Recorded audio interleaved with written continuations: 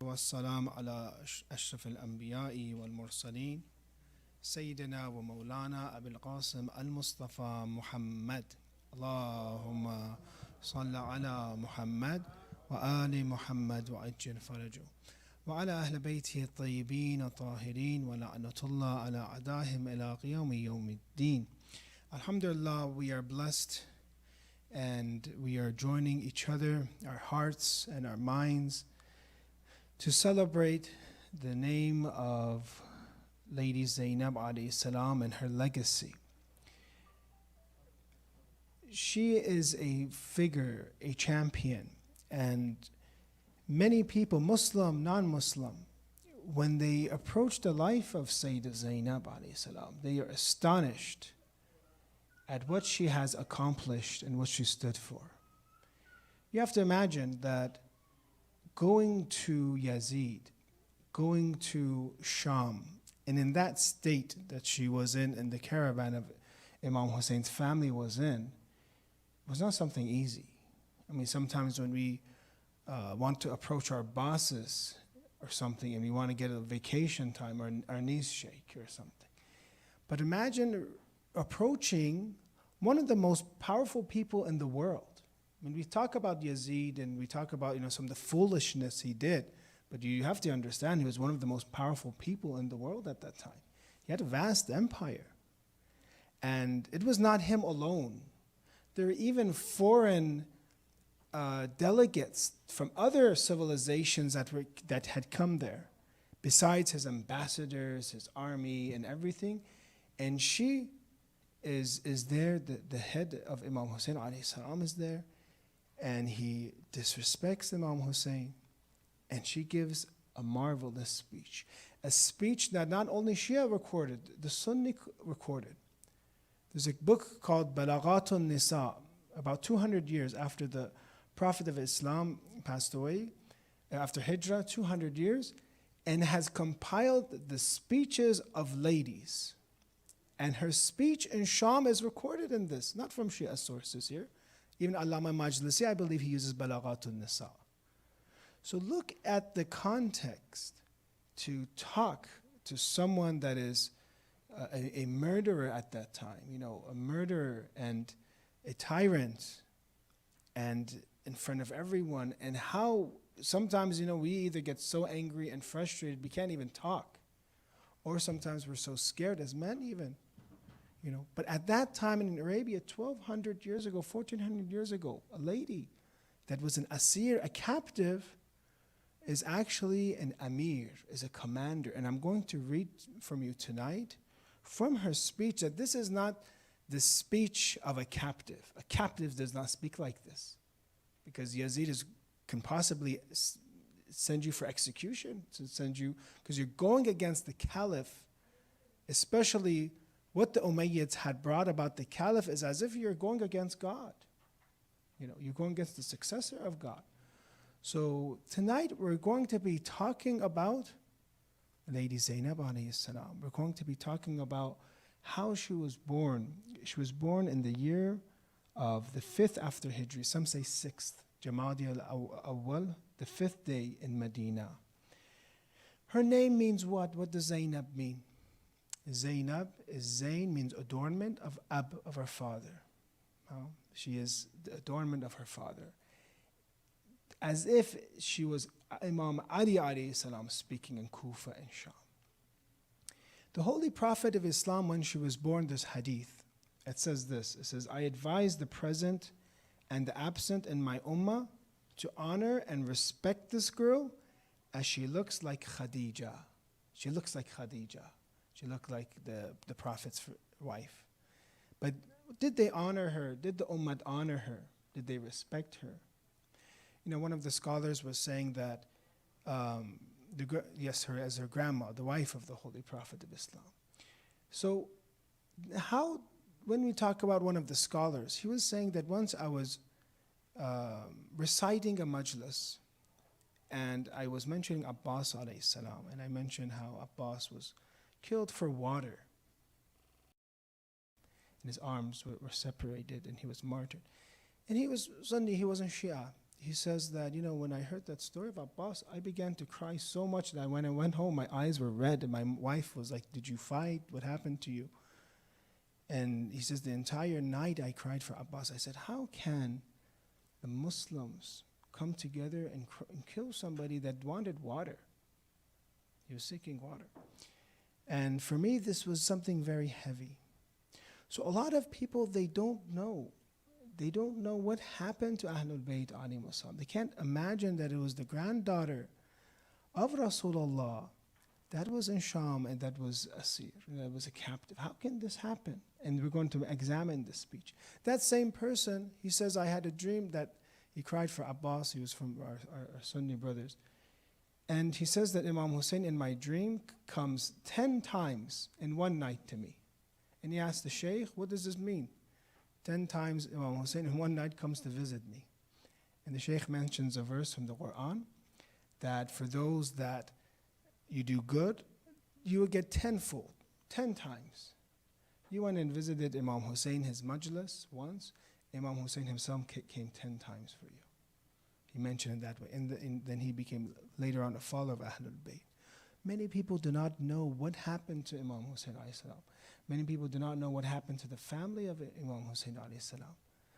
So tonight, inshallah, we're going to talk about her life. We're going to be talking about how one of the scholars, and I said this in Farsi, and I promised, it is that from Allami Mamaqani, one of our great ulama, how he explained to Lady Zaynab alayhi salam is. In one of his books of Rijal, he has Zaynabun أقول زينب وما زينب وما أدراك ما زينب. In Surah Al-Qadr, we have the same type of terminology, about Laylatul Qadr, وما أدراك ما Laylatul Qadr. Allama Mamaqani is saying that she has such a high position that you will not be able to understand. Someone like me, I shouldn't even mention her name. She has such a holy name, such a holy position, we cannot understand who she is. وَمَا أَدْرَاكَ مَا Zaynab. You think you know who Zaynab is? We do not know who Zaynab is. Then he begins in Tanqihul Maqal, a book about Rijal and biography. He begins, he says, Hiya Aqila Bani Hashim. Aqila comes from aql, an intellect. And Aqila means this. It means that Lady Zaynab alayhi salam, as we have in hadith, is alima ghayra mu'allama, fahima ghayra mufahima. When we seek knowledge, you have to go and read books. You have to go either to a seminary to seek Islamic knowledge, or a sheikh or somebody to seek Islamic knowledge. But Lady Zaynab alayhi salam, she was alima ghayra mu'allama. This is for us a surprise. Why? Because when you think about it, she would have learned from Imam Ali, right? She would have learned from Imam Hassan, from Imam Hussein. She would have learned from her grandfather, Rasulullah. How is she alima ghayra mu'allama? Meaning that besides these other ways of seeking knowledge, of gaining knowledge, that she also has knowledge from angels, knowledge that is from unconventional means. Alima ghayra mu'allama.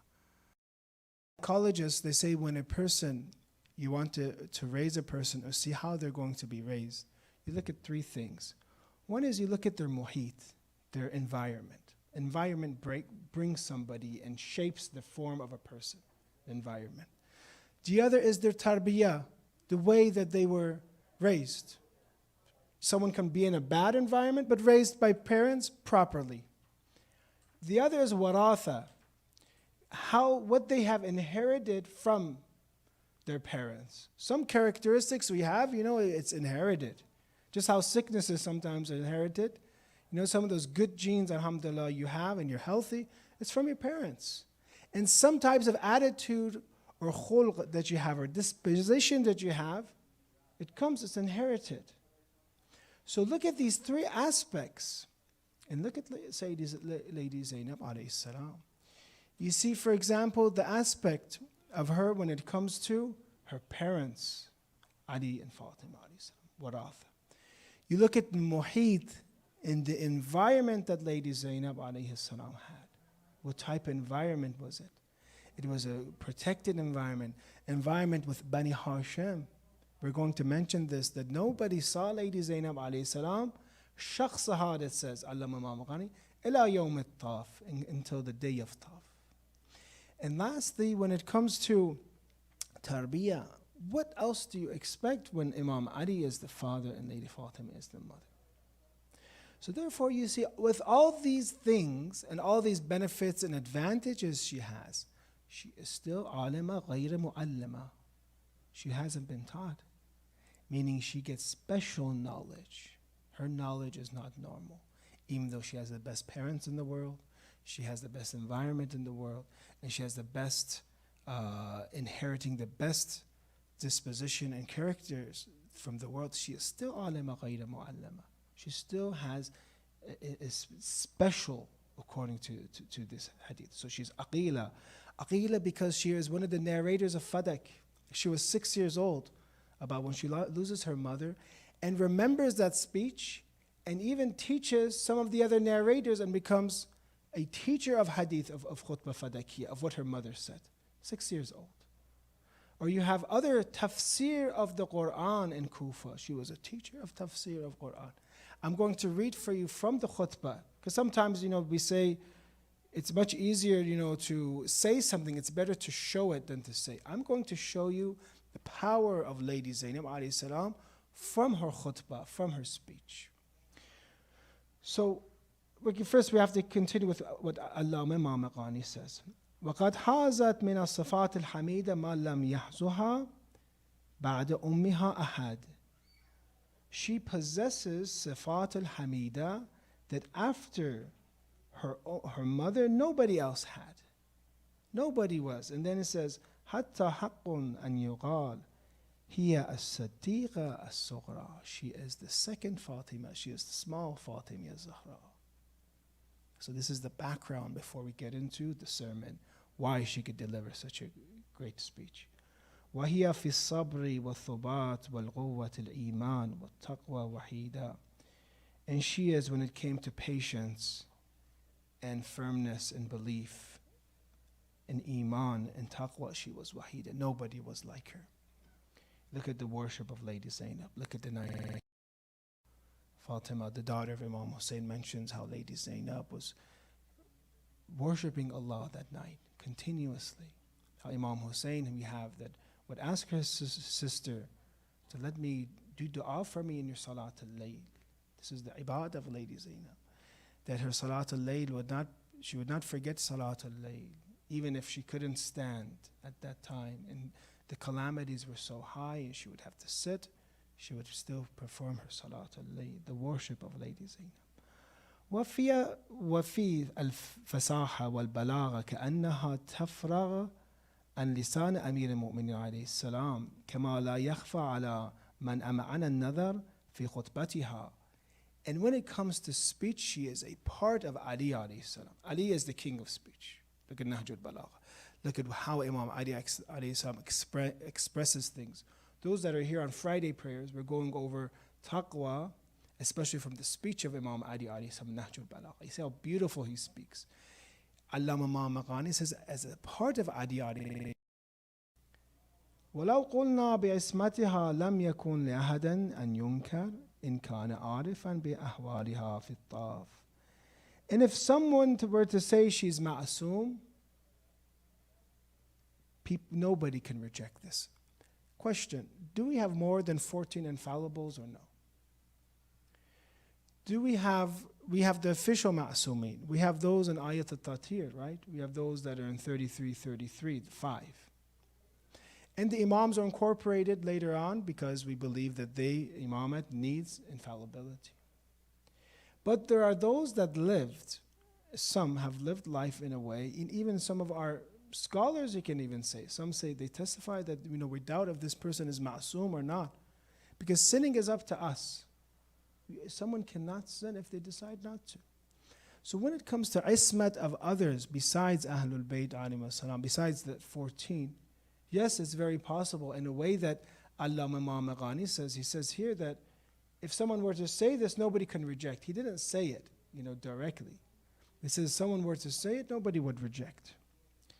إن كان عارفا بأحوالها في الطاف وما بعد كيف ولولا ذلك لما حمل الحسين عليه السلام مقدارا من الثقل الإمامة أيام مرض السجاد عليه السلام. How can this not be true when Imam Sajjad was sick and Lady Zaynab took care of some of the responsibilities of Imam Hussein alayhi salam? So he talks about the infallibility of Lady Zaynab alayhi salam. One of her speeches is in Kufa. One of her speeches is in Sham, at least.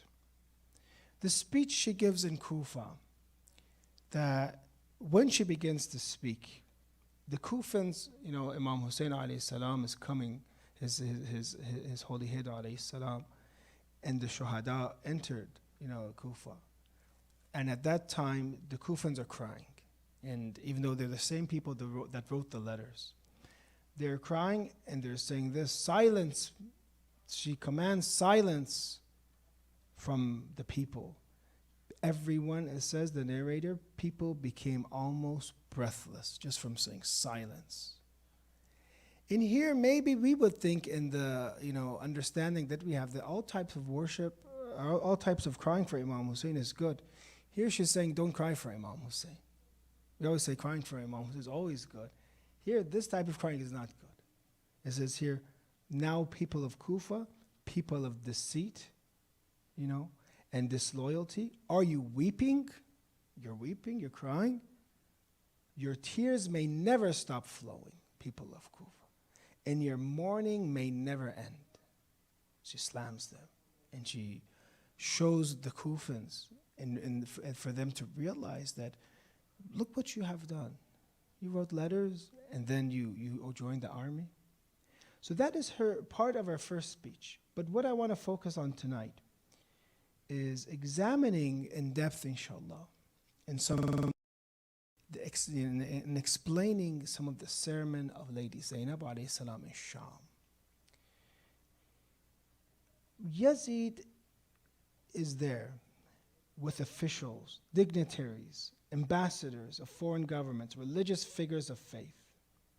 And then the prisoners of Imam Hussein, the family of Imam Hussein was brought in with that situation. I don't want to talk about it, but that's that situation that they entered the palace.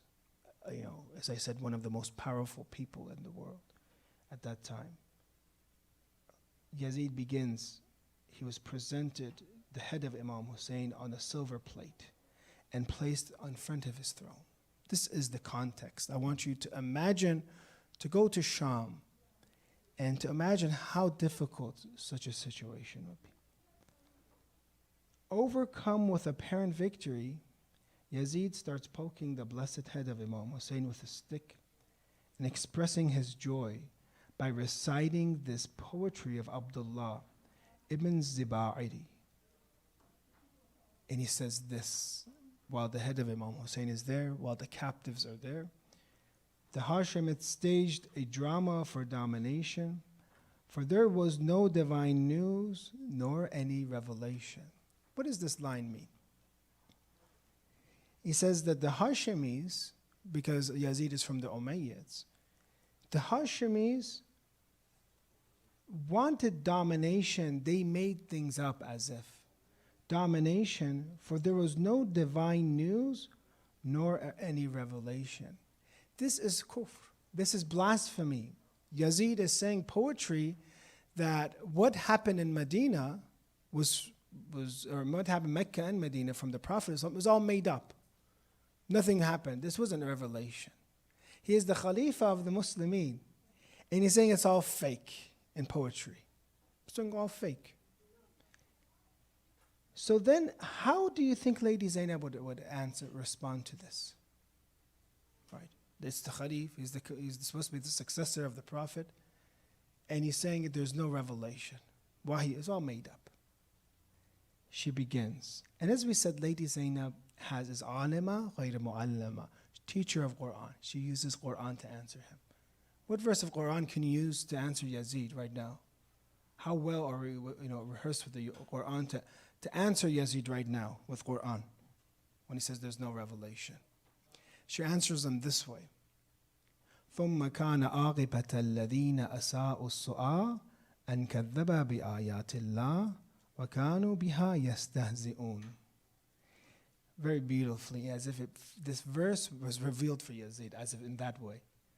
Then the final state of those that do evil was that they denied the signs of God. Those that do evil, they keep sinning and sinning and sinning until they deny the signs of God. God doesn't exist. Rasul wasn't a prophet. The Imams were not Imams. We have hadith like this. When a person sins and goes into the wrong path in darkness, Allah starts to take away these beliefs from him. Because you need a qalb as-salim to have iman. You need inshirahul qalb. Your hearts need to be open. When it's closed with the darkness of sin, how can faith come into that heart? As we say, Islam is not just completely intellectual, it is also spiritual in the same way, that your spirit has to be able to accept these realities. If you do evil to yourself over and over and over, after a while you see that, I start doubting, I have doubts. I doubt about Imam, and then at the end you say, God doesn't even exist, na'udhu billah. So she answered it in this way, that then the final state, this is what happens when those that do evil. They deny the signs of Allah and they used to ridicule them. He is making fun of the head of Imam Hussein. Very beautifully she answered, Ya Yazid, you are in this disbelief because of your actions. Brothers and sisters, this is a note for us, that in the same way, in terms of theology, you're looking for strong arguments, especially when you talk to the youth. You're also looking at the lightness and heaviness of the spirit. The heavier the spirit is, the more sinful the spirit is, the more arguments and demonstrations are needed to be able to prove Islam for them. The lighter someone is in sin, the closer they are with their fitrah and their disposition, the less arguments they need. It's like a bridge. You see a bridge? A light bridge can take a light person, a flimsy bridge. And a light person can go and travel. But can it take, say, a 500-pound person? It'll collapse. You need a heavier bridge.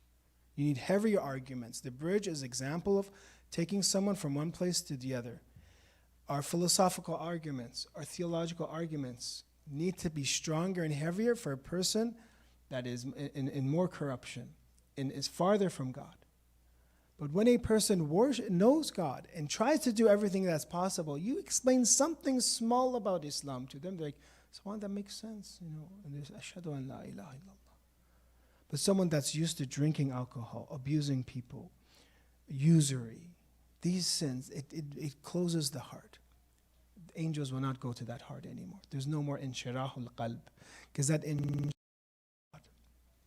as Allah has in the Quran, that God does not guide the zalimeen. Hidayah means we should deserve it. You should act in a way that you deserve guidance. Because guidance is from Allah. Allah guides whoever He wants, but not arbitrarily, not randomly. I guide him, I don't guide him. Okay, he's guided, he's not guided. No. According to their actions, according to their intentions. If we want to preserve our faith, therefore, if we don't want to have a su'ul aqiba, you have to protect your actions, because your actions will affect your beliefs, your aqaid. And you feel this, the more actions you have, the better actions you have, the more conviction and yaqeen you'll reach. You see this in great actions you do, ziyaras, you do hajj, you do shahr Ramadan, you do coming and doing salat, these beautiful actions. After that, and when you do salat, for example, and you say, Ashhadu an la ilaha illallah wa ashhadu anna Muhammadan abduhu wa rasuluhu, Allahumma salli ala Muhammad wa ali Muhammad. It's with yaqeen, it's with certain, it's with a different degree than when you're outside of salat. It's a different degree than when you're outside of Mecca, outside of Karbala, outside of the masjid or center. So they look at both things. Increase both with amal and good actions with your spirit, and also increase your intellectual arguments. Islam is an extreme logical religion, but it's also a spiritual religion. That's why many people, they come and research Islam, but at the end there's no inshirahul qalb. They weren't guided. So when Lady Zaynab alayhi salam says, all praise is due to Allah, the Lord of the universe, and blessings be upon my grandfather, she is making and letting people know that, look, those that are ambassadors of other religions, those that have come, have just martyred the grandson of the Holy Prophet. Are taking their family, the family of the Holy Prophet, as captives. It should come as a shock to you. Do you think, O Yazid, this is attributed to Lady Zaynab in her khutbah, translation, do you think, O Yazid, now that you have seized the vastness of the earth from us and constrained the horizons upon us, and there will be will be herded like prisoners, that God wishes humiliation for us and honor for you? Do you think that now, Zahiran, and apparently I am in shackles, I am taken in the Ziyar al-Nahiya has Kal-Abid, they have taken the family of Imam Hussein as slaves. I might look like a servant, I might look like a captive, but does it mean that Allah wanted to dishonor me? Does it mean that you are honored? Does it mean that Allah wishes humiliation on me? She is teaching us here to learn lessons from the khutbah of Lady Zaynab and make it in our practical lives. So sometimes you see things in this world and it's completely, the reality of that thing is completely different. Lady Zaynab is a captive. It looks like humiliation, but it was absolute honor in the eyes of Allah at that time. Absolute honor. It's very hard to talk about this topic, but it reminded me of it. Some people, many people, everyone has problems, but some people, they face severe problems. Sometimes it's with their kids. Sometimes it's with sickness.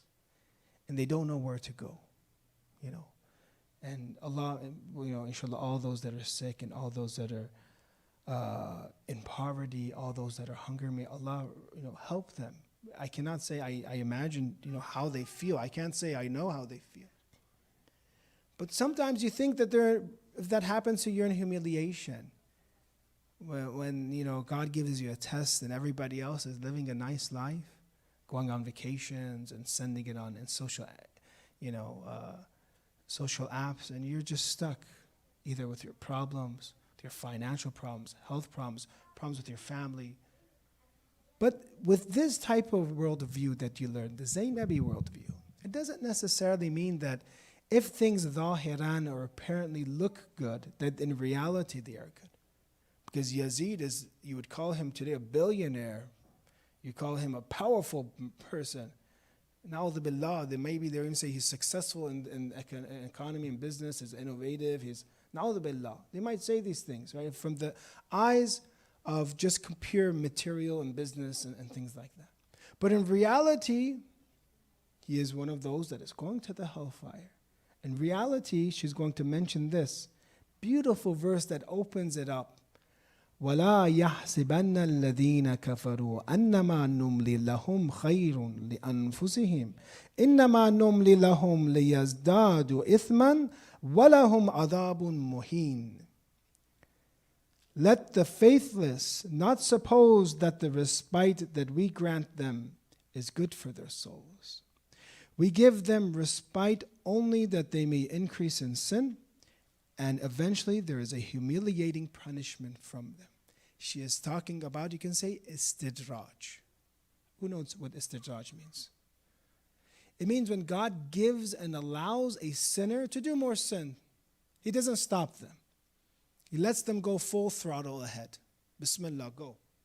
Go, I'm not going to stop you anymore. Why? You don't deserve my rahmah. You are so evil, Yazid, you don't deserve to be stopped. Just keep going. That is one of the dangers we see sometimes when the dunya opens up for us, sometimes too much. See, brothers and sisters, think of it philosophically, think of it logically. We are meant to worship God. That's our goal in life. Worship Him and reach sa'adah. And that's our prosperity, is worshiping God. Now, if something distracts us and leads us to another path, it makes complete sense for Allah to grab us by our ear or to, give us a little spanking and to put us back on the path. It's worth it, isn't it? That's what being Rahman and Rahim would be, to guide us. Allah is guiding us. So if we're ever distracted, say for example, I know if I be tested with a lot of wealth, I won't pass it well. I'm doing very well in my business and I'm being led astray by that wealth. Allah takes it away from me. Pulls my ear a little bit and I go back to Sarata because I didn't use the wealth how Allah wanted me to. I didn't grab the hand of others. I was corrupting myself. It was corruption. It was poison for me. Or sometimes it comes to other things in this world. For the believer, Allah doesn't want to allow them to be separated from God. Because we have in the hadith from Imam Hussein from the infallibles, what have you found if you didn't find God? What have you found? What have you lost? If you have God, you could say. What else? What have you lost? Nothing in this world. Because this life is a bridge for us. This life is temporary. So however much it's painful for us, and Allah gives us tests and tribulations, but to make sure we're awake, it is still worth it. That's why some of the hadiths say, if we knew how great bala was in this world, we wish we were cut with scissors. Right? So for some, that type of action is needed. For some, actually, there needs to be a lot of rizq, or else they will say, oh, God doesn't like me. So do not ever think that apparent life that we see, that you think success, you judge success just by material or physical things is true. And you can see she's pointing to this in this verse. One of our ulama by the name of Shaykh Nukhudaki, he would see people in the shrine of Imam Rida alayhi salam, the 8th Imam, and they had huge problems, especially those that went to Panjare Fulat. You see, they lock themselves. They tie themselves up there. Their situation is so devastating. They say, if Imam Rida, if my situation isn't solved, I'm just going to stay here forever. So we usually go by them by the wrong type of view, and say, oh, those poor people. Oh no, what problems did they have? Oh no, I feel bad for them. Their children are sick, they're in poverty. There might even be, the bigger problems. I don't want to mention it. But then Shaykh Nukhudaki went and would say, Khush bahalatu. Good. How fortunate you are. With our vision, this, subhanAllah, we say, thank God I'm not like that. Alhamdulillah, But Shaykh Nukhudaki and Arif would say, Khush bahalatun, good for you. Why? Because that thing that's happening to them, for that person that's a za'ir of Imam Rida, that has caused them to tie themselves up to the shrine of Imam Rida. And if that didn't happen, they wouldn't tie themselves up to the shrine of Imam Rida alayhi salam. Right? So that brings that sense of urgency for them. So this is khush bahalat. Because if it wasn't like that, then they might have lived, say, a very lavish, a millionaire, billionaire life, for example, and not have any problems, and then forgot Allah, forgot Imam Rida. But now they have connected in this dunya and have tied themselves with the shrine of Imam Rida. That's one aspect of it. It's like they say in one of the people, there's a story that they say that one of the Shahs of Iran was more known for violence. And he saw a person that I believe was blind. And he said that, for example, what are you doing here in the shrine? He said, I'm doing dua so that Imam Rida can cure me. And he said, you're not cured yet? He says, by the time I go back and do ziyarah and go and do ziyarah and come back, you better have been cured. He's going to kill him, for example. And then this poor person who was possibly blind, he said that, okay, Imam Rida, now it's serious. I was blind before, now they're going to kill me. Please, Imam Rida alayhi salam. And by the time they say this person went and came back and the king came, he was cured. And they asked why. He says, basically because these many years you went to the shrine of Imam Rida alayhi salam, but you weren't a real beggar until now. You weren't a sincere beggar until now. You didn't see that sense of urgency until right now. So when you look at the speech in this verse, the way that Lady Zaynab alayhi salam uses it, you see that Tawheedi worldview of Lady Zaynab is very different than the way we look at life. Unfortunately, we look at life as just material things. Even when we want to value people, it's about how much money they have, how successful they are in business. And these are good, I mean, in terms of if he worked for it and he had a good business plan, these aren't bad things. But look at how Yazid was, and look at, in terms of the dunya, he had power, he had a khalifa, but in reality, he was being prepared to go to hell. Let's continue here. I'm going to make it a little shorter because we're running out of time. But I encourage you, my friends, to look at khutbah of Lady Zaynab alayhi salam in Nisham, in Balaghat al-Nisa it has. Now she exposes the background of Yazid. Arabs are very sensitive to their background. You see, when they call each other, it's Ibn this or Abu this, like it's for the father of this, son of this. They have a knowledge called, genealogy, ansab, that they know the ancestry of everyone. And in Arabia, they would memorize their genealogy, who they're from. Falani, Ibn Falani, Ibn Falani, Ibn Falani, Ibn Falani, all the way back 10 generations, 20 generations, 30 generations. Sadat and Sayyids, yes, they preserve this because it's an honor to be connected to the Imam. They preserve it.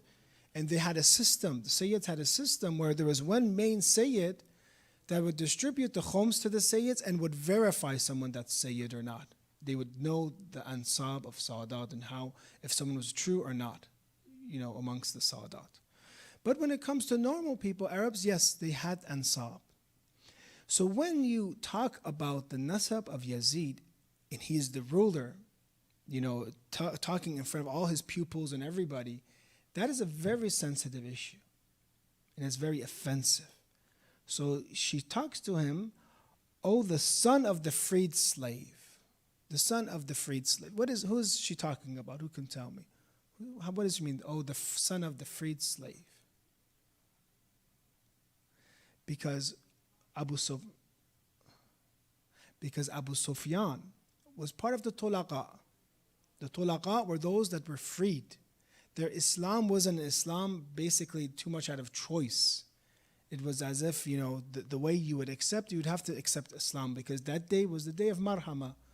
After bothering the Holy Prophet, abusing him, expelling him, and the Prophet going to Medina and attacking him in Badr and Uhud and Khandaq, the Prophet of Islam, I believe is in the 9th year, or 8th or 9th year, towards the end of his life, he gets power and marches towards Mecca.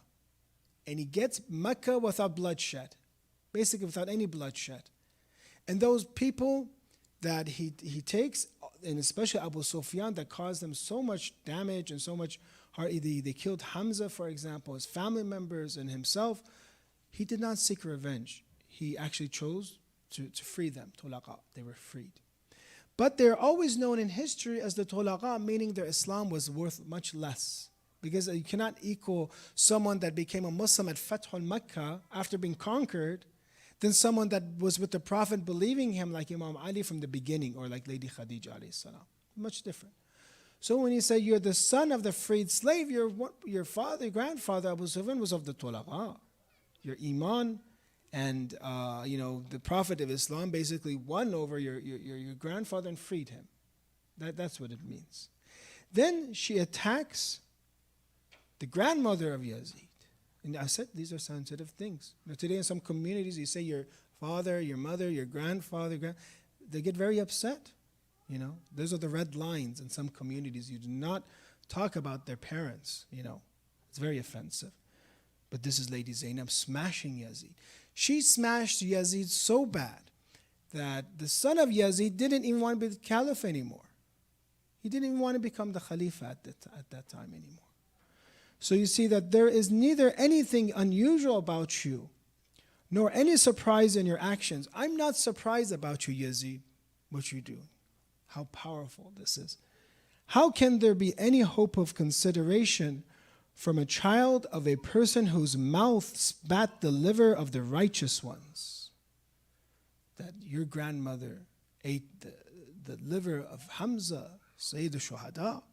So why is there any surprise when that is your lineage, son of a freed slave, and basically descendant, or that you're a child of a person that spat the liver. So this is the way that Lady Zaynab, in different ways, because we're running out of time, that she, through verses of the Quran, through these explanations, and talking again at the end, وَلَا تَحْسِبَنَّ الَّذِينَ قُتِلُوا فِي سَبِيلِ اللَّهِ أَمْوَاتًا, and mentioning that those that are killed in the path of Allah, they are بَلْ أَحْيَاءٌ, they are alive, opening everyone's eyes to the reality that victory is with Ahlul Bayt alayhimus salam, and her last sentence in the sermon. So all praise is due to Allah, to God, who granted our ancestors the bliss and our present generation the honor of martyrdom. She's showing that honor comes from God, and we have been granted the honor of martyrdom. And we ask God to complete their reward and give them even more, and make us their worthy successors. He is indeed merciful and loving. Sometimes we see affliction. Sometimes it's hard for us to understand, why did Allah do this? But Lady Zaynab, with all this affliction, is saying Allah is merciful and loving, because she understands. As we said, she's alima ghayr mu'allama.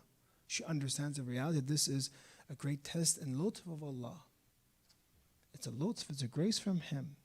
Allah is sufficient for us. We might be, in chains, but we do not need you. Allah is sufficient for us, and He is the best supporter. So from this we understand that Lady Zaynab alayhi salam, and I recommend you to read the sermon and to understand how powerful she was, and how this can influence us, especially as Muslim youth, or for the youth, not me, I'm too old now, but the Muslim, I used to say us Muslim youth, now I don't say it anymore. But for the youth and those being raised in this country, that you see the power of Islam. You see that when you practice Islam properly and you become a true muwahhid or muwahhida, and you only believe that Allah is sufficient for you, that nobody can ever take you down. You become the most powerful of people. Why was she so powerful? Because of her tawheed. Why was she so powerful? Because she was not afraid to lose anything. She did not have any dunyawi or material attachments anymore. This is the result of Islam. To produce the likes of Lady Zaynab alayhi salam, that's a role model, not only for the sisters, but for the brothers and men. Nobody at that time, I believe, would be able to be so courageous to stand against a tyrant like Yazid in that situation, except someone that is a muwahhid or muwahhida, that truly only worshipped God and only wanted to please God. So this is the lesson that we gain, that Islam, if implemented correctly, with correct submission, will create the likes of Lady Zaynab and Imam Hussein alayhi salam, and you will be the most powerful of people, individually and collectively. And inshallah, you will follow those that will inherit the earth, inshallah, Imam Mahdi. So say salat ala Muhammad wa ali Muhammad wa ajal farajah.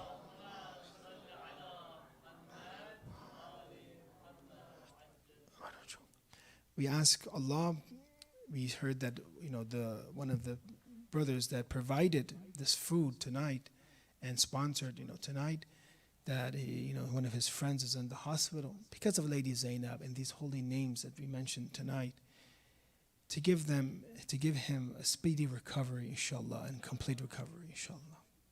Allah forgive the sins of our family members and ourselves, inshallah, of the mu'mineen and mu'minat, especially those that have passed away from us. The founder of this masjid, may Allah bless his soul, inshallah. And allow all of us to walk in the path of Lady Zaynab alayhi salam, and to be how Ayatollah Khoi, I believe, mentions Sharikatul Hussein, that she is the partner of Imam Hussein in spreading the message of Karbala. Inshallah, we can do the same thing and expedite the return of Imam Zaman. Allahumma salli ala Muhammad, ali Muhammad wa ajal farajahum. Sorry for taking your time. If there's any questions, I am available to answer them now. Yes.